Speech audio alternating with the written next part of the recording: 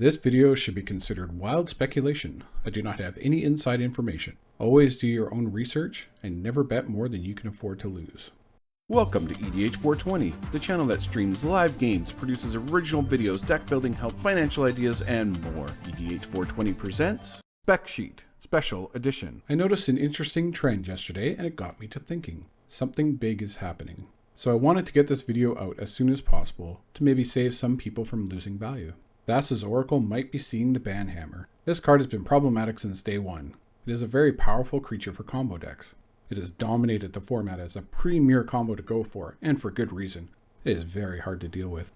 Thassas Oracle reads, when Thassas Oracle enters the battlefield, look at the top X cards of your library, where X is your devotion to blue. Put up to one of them on top of your library and the rest on the bottom of your library in a random order. If X is greater than or equal to the number of cards in your library, you win the game.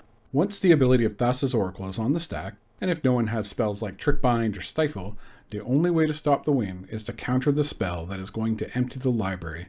Usually it's a Tainted Pact or a Demonic Consultation. Generally, you can counter most spells, and this combo isn't an exception. But because it's so cheap, it easily allows for counterspell backup. In a lot of our games, it has been dominating, and most decks are playing it. And that's kind of a shame since it homogenizes the meta.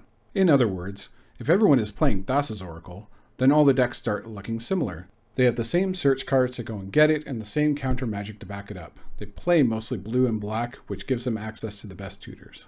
Let's face it, Oracle combo is one of the strongest and most consistent we have seen in some time. And generally the Commander format doesn't like to see just one combo dominate, as it will stale the format. So these are just words. Let me back up my point with some numbers. Again, I don't have any inside knowledge. I am sharing my thoughts based on experience and these numbers I came across yesterday. Let's look at Thassas Oracle's price history. You will notice around April of this year, it was about $16 and since has dropped all the way to $8. To me, this could indicate a coming change, but it could also be fewer people are interested in playing the combo, and prices do fluctuate over time.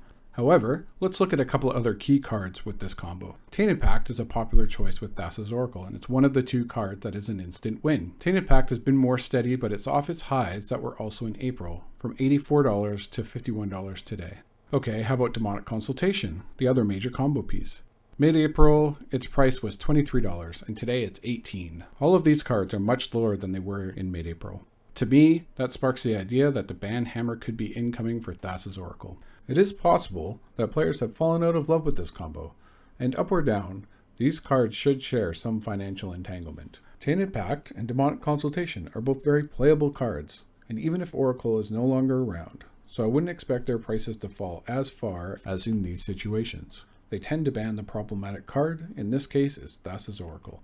Currently, you can't bet against the price of a magic card like you could short shares in the stock market, but you can sell or trade cards that you think are going to be banned. Hullbreacher recently was banned. Let's look at its price history for comparison. Interestingly, it also started trending downwards right before it got banned. Did people suddenly decide Hullbreacher isn't a fair card to own? Did players not want to stop opponents from drawing too many cards? Or did speculators and insiders know that a ban was coming and start selling off their copies? If you don't already know, magic cards and the market they reside in are unregulated, unlike the stock market. In general, regulation is meant to be a check and balance to prevent bad actors from manipulating prices for their gain, or to punish them if they do.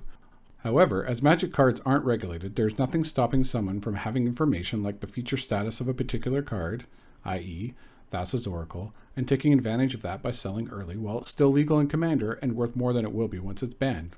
It takes a healthy number of copies being sold for the price to drop, and based on the chart, I would say a lot of copies have been sold over the last few months. Again, this is just my wild speculation, and I only have the evidence I have provided in this video. It is possible, though unlikely in my opinion, that it is a coincidence and Thassas Oracle could be here to stay, but for the good of the format, I hope it gets kicked to the curb. Do you think Thassas Oracle is getting banned? Do you think it should be banned? Let me know in the comments. Thanks for checking out this video. Please ring all the bells and share with a friend. That means the most to us. We have a lot of other videos on this channel, from live Commander games to deck building, our Commando Combos video series, and more. See you next time.